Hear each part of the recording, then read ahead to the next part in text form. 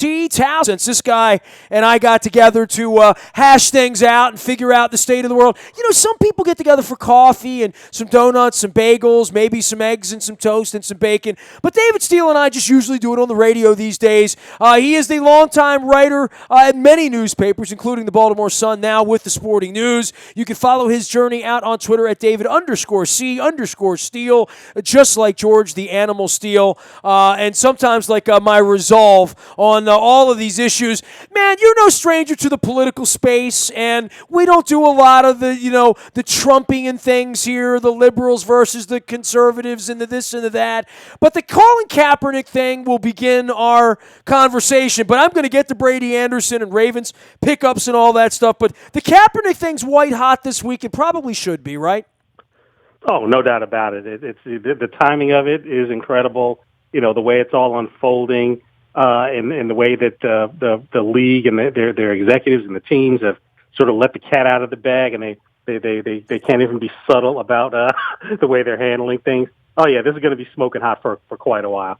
Well, I'm going to be at the NFL owners' meetings this weekend, and as you know, Dave, it's not bad to be in Arizona this time of year. Spring training's going on, so I'm going to check out the new Cubs Park with 25,000 other friends at a meaningless baseball game. And I'm going to be at the owners' meetings. And look, you spent a long, long stretch of your career out in the Bay Area, covering the teams out there and knowing the politics and understanding the lay of the land. You know, the Raiders going to Vegas is a story. Hell, I might have a road trip to Vegas in addition to London with the Ravens this year. You know, if this thing comes out the right way. But, getting the owners together, I thought it was going to be kind of quiet. It's never quiet when the NFL owners get together, right?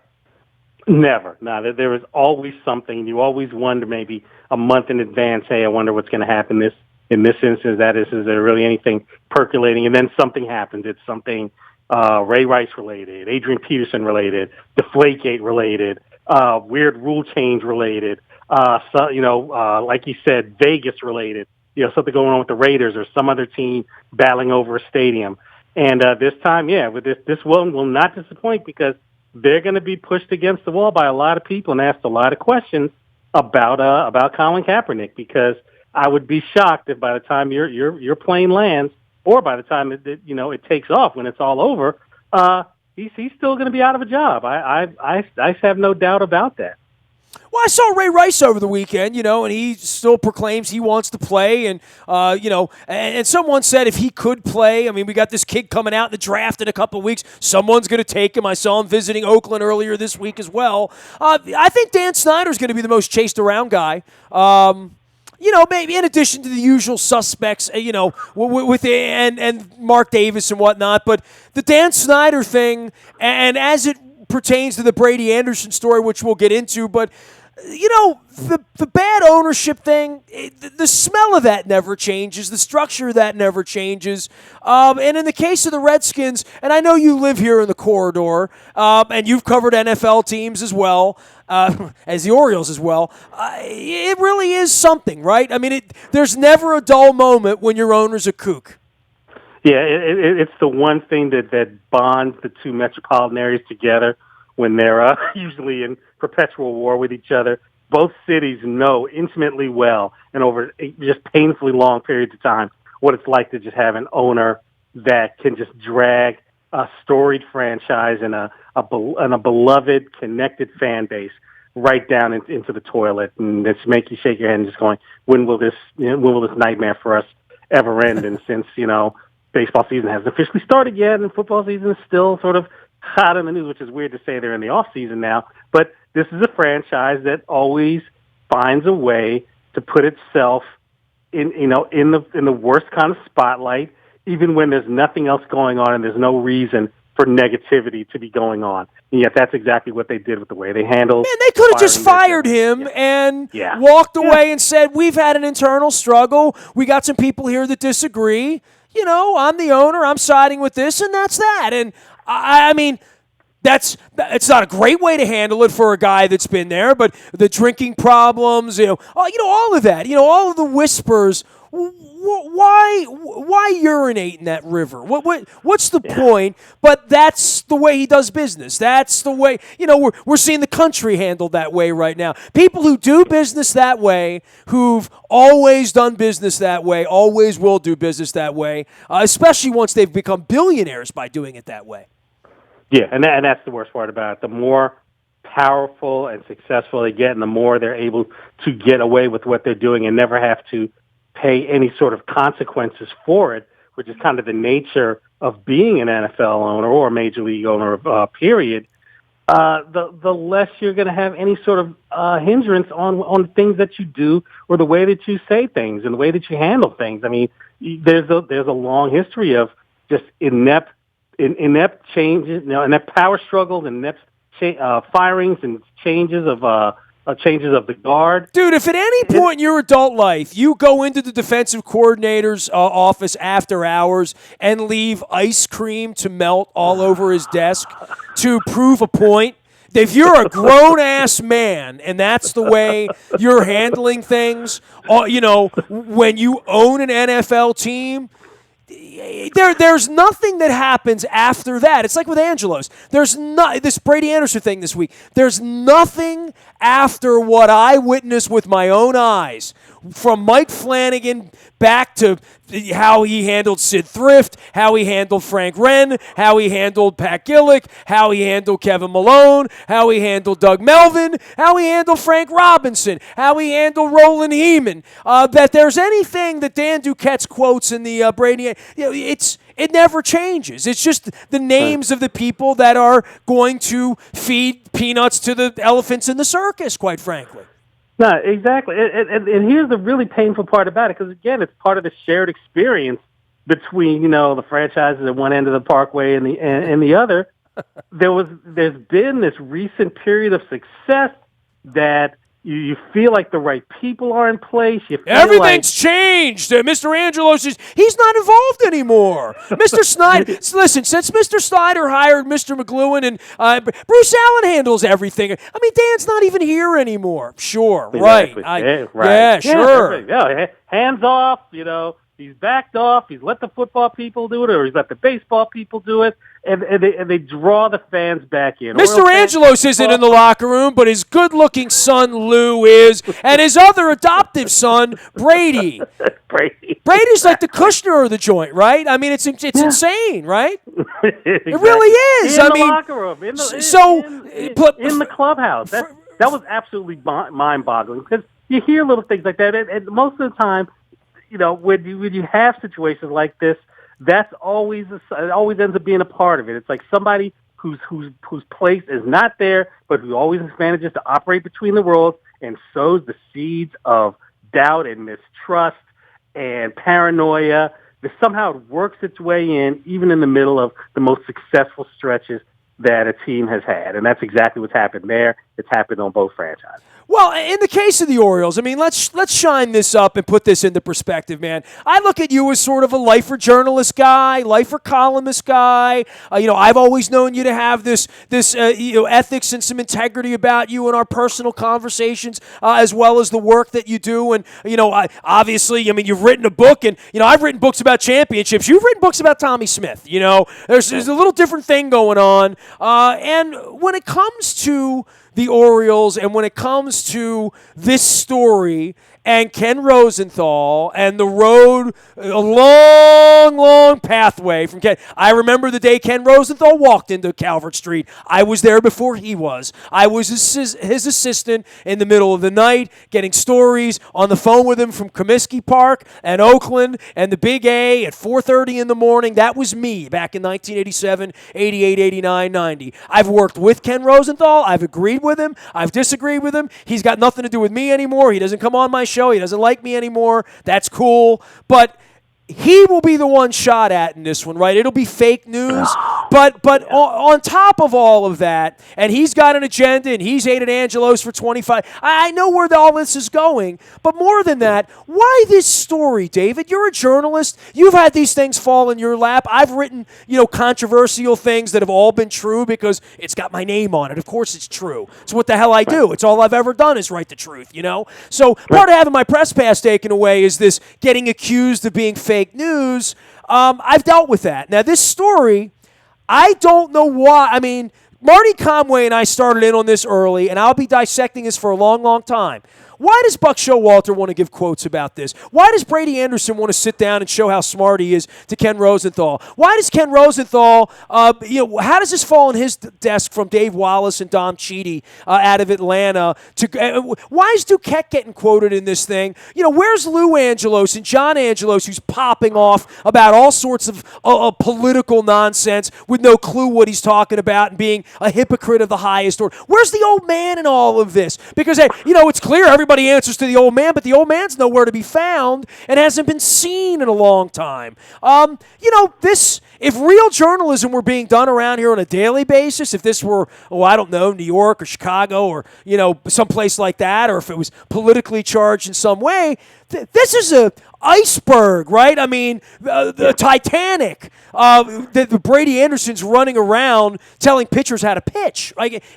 And the general manager says, well, he doesn't really answer to me, and he doesn't really answer to Buck, but he's got a uniform, and he's in the whirlpool, and he's hitting fungos, and he's on the backfields, and he kind of comes and he goes, but I don't really know what he... I mean, wow, right? How does this get written by Ken Rosenthal? That's what I'm wondering. Yeah, well, I think that just like we see this just the other times when there's been a little glimmer of hope, I think we all know from experience that there's some sort of storm or mess or sewage not that far from the surface, and Ken is the one who found it. And I think everybody was aware of it. Nobody could really hold it in. And again, this is sort of the blueprint for dysfunctional franchises. They don't know how to handle success. They can't really bear it, even if it's a small amount of success. It looks relative to what they've had in the past. Nothing is ever quiet. Nothing is ever silent. Nothing is ever common. And the unprofessional things that are going on behind the scenes, they can't stay out of the light of day forever.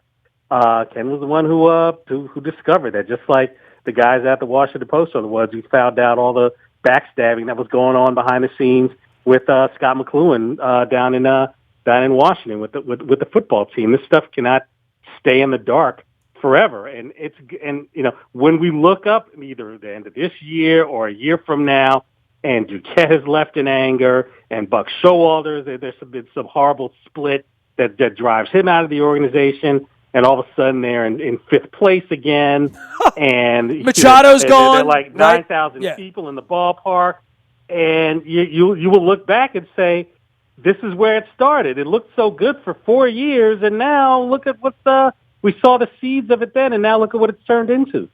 The sewage is never far from the surface. I've quoted you on that. I'm going to tweet that out. David _C_. Dude, have you ever considered writing? You might be good at it. Away with words. Every once in a while, I put a few together. The sewage is never. You didn't even. I wrote that down for you. You're welcome. You can use that. All right. I mean, it was yours to begin with. I appreciate that. Well, I mean, that's a hell of a boy. I'm going to use the sewage is never far from the surface. And and that being said, look, we're a week and a half out on opening day. I'm not a killjoy. I'm going to go drink beer and look at pretty girls and hang out with people and have fun and do all the think of my dad and do all the baseball stuff there. I'm going to spring training games this week. I mean, I'm going to be out watching the Cubs and the Padres in the sunshine this weekend. But for the team itself, this has been a horrific offseason. For me, if you're thinking about getting better, if you're thinking about going sideways and bringing Pedro Alvarez back, God bless you, and that's good, but who's going to pitch? And that's, I think, what sort of, raises the antenna for people who are following this team. I mean, this is what everybody has noticed this. It said, everyone has said, look at what these guys have done the last few years. Why haven't they gotten better? Why haven't they made the steps to do that? Are Duquette's hands tied, and who's the ones tying them, and why? you can't run away from those kind of questions forever because they should be, this should be a franchise, and we've talked about this every time we've talked about the Orioles on the other. This should be a franchise at this point that just goes out there every offseason, every winter, goes out and gets the pieces like the Red Sox do and now the Cubs are doing and, the Dodgers and all these teams that go out and get the players that they need to make a sustained run and to fill the gaps and to shore up the weaknesses and to say, okay, no, we want to keep this thing around for forever. We want to sustain this as long as possible. You don't just come back, either the same or worse than you were last year. You just can't do that. And when you do, questions get raised. The next thing you know, again, you find out what's sort of bubbling beneath the surface, and you find out there's somebody in the middle of all this who doesn't belong either one place or the other, and yet he's intimately involved in all of it. Weird year here all the way around, right? I mean, the Terps get bounced out. The Caps and the Wizards bring this promise. The Orioles, and I even feel like the Nationals, I don't see Natitude everywhere, and they look like a pretty good team to me, and I think the Mets will give them a good challenge, but I think it'd be a long shot for the Orioles to make the playoffs. If you're giving me $1 right now and saying, are they going to make the playoffs or not, I would bet on not. If you just gave me $1 and said, and I haven't always felt that way. I mean, if you've been listening the last 5 years, when I think they're good, I'll say they're good. I don't feel that way, and I think this Brady Anderson thing was a sort of a nasty, bubbling little story. I don't know what's going on with the old man. He's just disappeared, quite frankly. We're getting to the end of Duquette and Buck, and we're getting to the end of Manny Machado. And to your point, how long could it be that good when the sewage is that close to the top? And then we have the Ravens on the other side, right? I mean, the Redskins are now, I don't want to say dead on arrival, but when the quarterback doesn't want to be there, I don't think anybody thinks they're winning 13 games this year. And the Ravens, right? The Ravens the last couple of weeks, this is a really important time for them, right? And they a 6-win season next year would kind of be catastrophic around here. I think it would be a blow-up thing. Certainly would be. I'd be shocked if there's no blow-up, but I'd also be shocked if they're 6-10. They always seem to get themselves out of this in some way, and I like the moves they've made. I mean, they are the moves of a very mature, grown-up, well-put-together organization with a plan. Now, whether the plan works or not, I have no idea, but I know that they targeted Jefferson, got him. They targeted Brandon Williams and kept him. They went out and got a corner that takes a little bit of the pressure off. I'm not giving them an A+. I don't think they're a 13-win team, but I think they've positioned themselves, but they got to win in the draft. They got to win in the draft.